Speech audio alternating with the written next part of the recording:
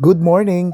Dahil diverse ang nationality namin dito sa office, naglunsad ng pakulo ang aming HR team. Bawat nationality ay magluto ng kani-kanilang superfood, something special that will represent their country. Syempre, dahil Pinoy tayo, nagpaluto ako ng pangmalakasang chicken adobo kay Dadalan. Sakto! Kasi noong nag-usap kami ng aming HR manager, nabanggit niya sa akin na favorite daw niya yung adobo and pansit.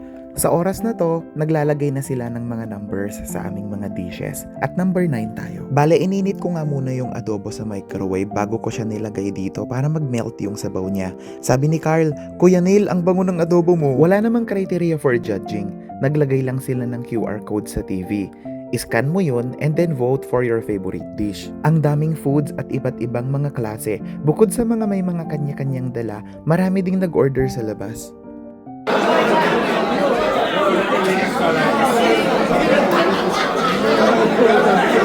Ang ingay namin, di ba? So, dahil gutom na ang lahat, it's time to feast. And at the end of the day, itinanghal tayong winner.